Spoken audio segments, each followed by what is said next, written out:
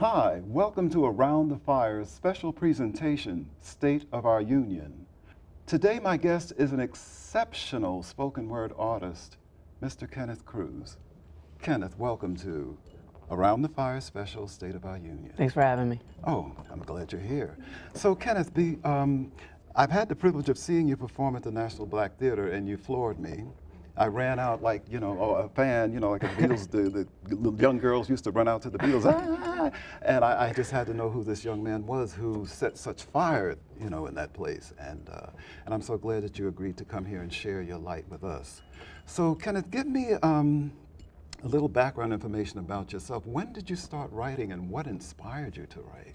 So I started writing midway in high school, and I think what inspired me to write was reading works by Amy Cecil, kind of a big poet from Martinique, and just reading his works on a slave rebellion in particular, and just reading that, it was just so powerful.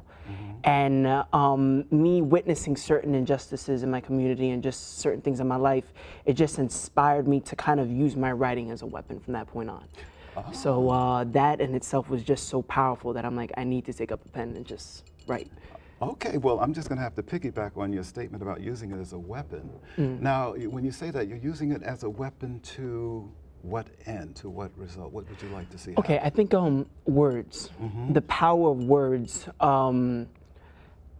Words could change, words can inspire, words could bring down a regime, words could bring peace, words could do so many things. So even the words could be words, and what's that old saying, sticks and stones could break my bones, but no, words can hurt, words can help, words could strengthen. So I think as a writer, it's my duty to advocate on behalf of my community and on behalf of all marginalized and oppressed people, considering the neighborhood and the environment and the areas that I grew up in.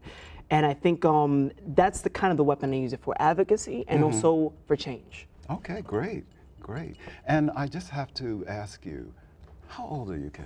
I am the elderly age of 25. Oh, okay, I'm going to leave that one alone. But yeah, I just find it amazing because you're already dedicated to uplift the people as much as you can through using your words.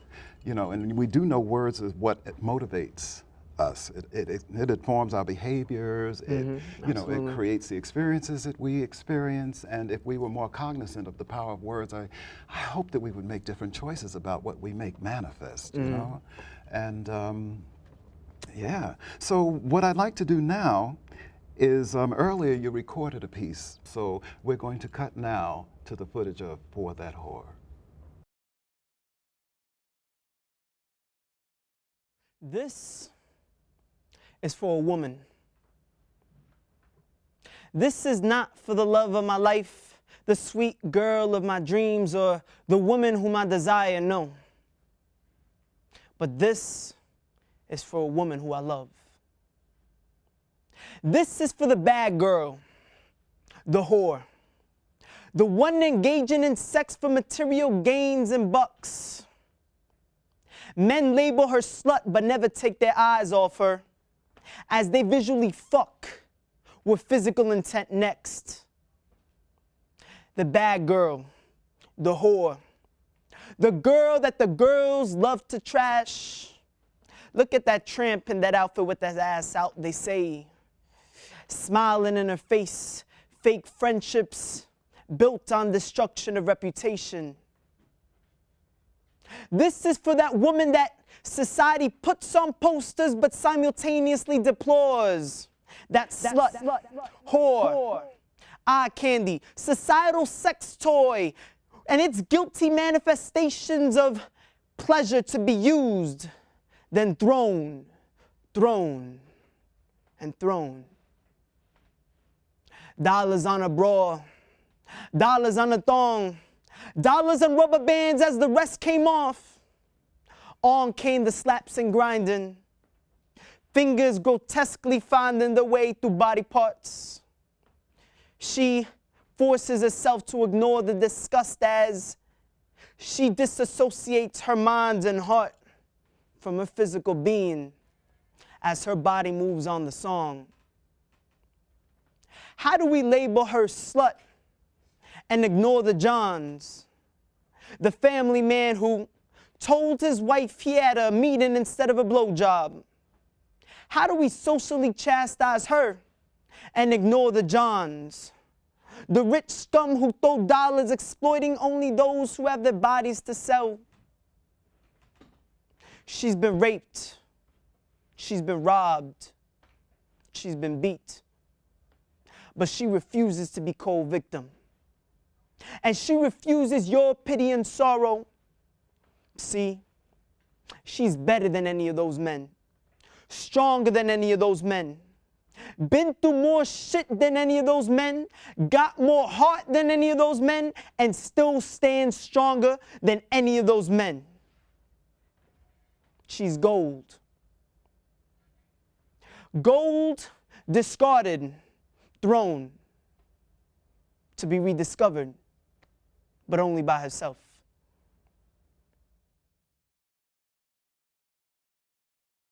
Whoa.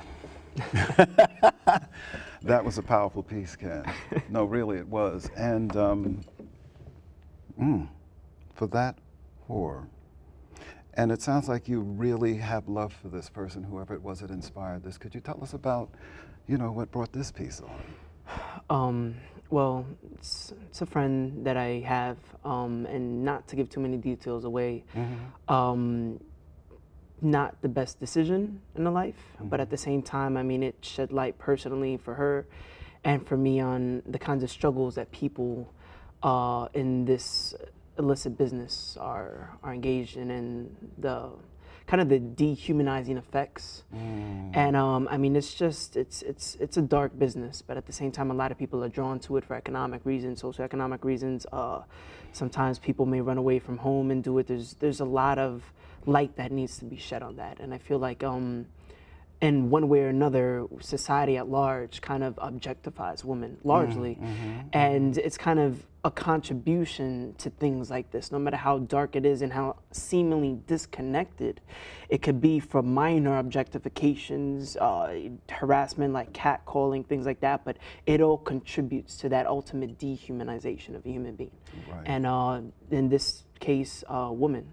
And because of what she's doing to survive, Yeah. and because of the context it's painted in, people will look at her with a scornful eye in a way. Absolutely. But she's surviving. She is. And who knows, like you said, what her journey was to get there. And why should we dehumanize her because she doesn't meet up to a certain belief about how a woman should be presented? And a lot of the times the way that, I mean, everybody has their own personal history and it's a case-by-case basis. And, I don't want to reveal too much information on a particular person, but in other instances, people could have been sexually abused, people could have been exploited with blackmail to do certain things. So a lot of things could push somebody in that kind of predicament, and leading down just a path of continual exploitment. And it's horrific. And I'm glad that you're bringing light to it, because that doesn't mean that she's not a decent person. And it doesn't mean that she doesn't deserve respect. Absolutely. She's just on a journey, and she's going through what she needs to go through, hopefully to get the life lesson, absolutely. that she needs to learn, and then she'll be a wiser woman for it, and then watch out. Because people that usually go through extraordinary hardships usually come out to be some of the most extraordinary people. Absolutely. And some of the people that you see smiling and laughing have the least of reasons to be smiling and laughing. Yeah, So, the mask. Sometimes, actually, almost all the time, struggle makes you a stronger person. Personal struggle makes you a better person, a more committed person, and a person that could kind of defeat insurmountable odds despite everything that they've been through. So strength through adversity. Absolutely. Yeah, Absolutely. yeah. I can testify to that. Yeah, I mean, but it's all part of, I guess, why we're here. We got to go through certain challenges in order to get what we need to learn and become. Otherwise, like they say, what doesn't, no, there's a line that one of my favorite artists, India Ari, says in one of her songs, what didn't demolish me, polished me. Yes. And I love that line. That's a beautiful line. Yeah, isn't it? Like, yeah, go ahead. It does seem like that sometimes when you're going through everything. A lot of people, I mean, it's so easy to be brought down, but I mean, once you make it through, it definitely makes you a more refined person. Absolutely. Definitely. That's a good line. Yeah, I loved it when I heard it. So another thing I'd like to find out about you as a writer, You mentioned a poet that inspired you to write. Could you tell who it was, and again, and what was one of your favorite works by him? Okay, so this is actually interesting. My favorite works in general was The Wretched of the Earth by Frantz Fanon. Okay. Now, Frantz Fanon is a very poetic character. So when he's writing on the process of decolonization, on liberation of the third world, he actually incorporates a lot of poetry into his work. Okay. So he incorporated the poetry of his mentor. And that piece was so powerful that I got a whole book of his poetry. All right. And I started just reading more of his works on decolonization, the work in particular that inspired me was about a slave rebellion. So it was a story about a slave, and he was always the good slave, and he did everything his master always told him to. And the master one day walked in to see his newborn son. And he checked the newborn son and stated that he would make a good slave. So the good slave found that unacceptable. And that inspired the good slave to organize a whole rebellion against his master. So as they're charging to the house, some slaves are being shot down, others make it through. Finally, they make it through the barricades of the room, and the master's surprised. And he says, "You, of all people?" And he says, "Yeah, me, the good slave, the quiet slave, the slave that you would never think." And they gained their freedom that night. Okay. But it was a very inspirational story, a very powerful story. And even though it's at a certain epoch in time, it was still so powerful that it just reverberated to all the different issues that we face today. And it was so powerful that I'm like, I need to write. I just need to write after that. Okay. I would like to have you do another piece, Ken. One that I heard you do at the National Black Theater that blew me away. No problem. All right, so get ready for Mr. Kenneth Cruz, because he is going to set fire to your mind. When we are born seeds. Seeds of beauty by a rotten tree divinely planted by rotten hands. The plan? To survive. Survive in this rough lifestyle as we are drawn into the wrong crowds with trite smiles. Survive in a land of narcotics, Timberlands, and automatics as intended targets are so often missed. Ah, shit. Summertime. Another bystander gets hit. As we begin to dissect the reality of this situation, we realize that the way a Palestinian gets beat at a checkpoint is the same way a black and Latino gets beat at the police station. So they mold and use us like Willie Lynch. Modern switch-shift psychology for modern times, destroying the ethical foundations of our minds through a false impression of emancipation. The fact is, we're behind enemy lines. How ironic that a man can serve his nation overseas, come home, and get shot unarmed 40 times. With that in mind, the revelations of Frantz Fanon come into play, because it's either we join the Bloods or join the Green Berets. To this day, no one has received reparations or paid for the building of this nation. Yet, now we fear misplacement as gentrification moves the poor with this mass discrimination. Frustration is rearranged into fornication as we beat harder to release our stress. Either we beat hard or beat each other with a cop with the vest rests with the donut in one hand and a Glock in the other. Either that or he'll beat a brother while he be a brother, brown and black, black and blue. It don't stop, ain't that a motherfucker? We only exacerbate the situation as we masturbate in our own greed, violence, and designer-wear jeans. The forms of being which we will inevitably be are the fashionable forms of Cain as we sell Cain and kill Abels. Cain can't afford college, but Uncle Sam can't afford Cain, so we join the army of one. Masses believe the patriotic lies, but I see through the bullshit. Yesterday, we spicks and niggas on corners, and today I'm in uniform waiting for orders to be issued. The greatest boxer alive, Muhammad Ali, said, "No Viet Cong ever called me nigga. So what the fuck did Iraqis call you?" Ain't it obvious that before I go killing and dying overseas, I should die here fighting you to get my rights? Instead of us in a habitation in the ghetto with the two options of serving the nation or time.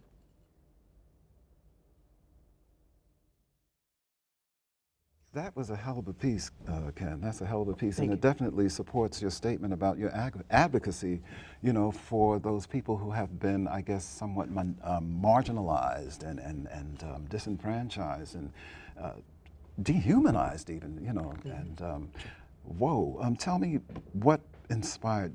Yeah, give me some background on that piece, man. Well, even quite recently, I had a friend who was considering joining the Marines, quite frankly, because of his socioeconomic status.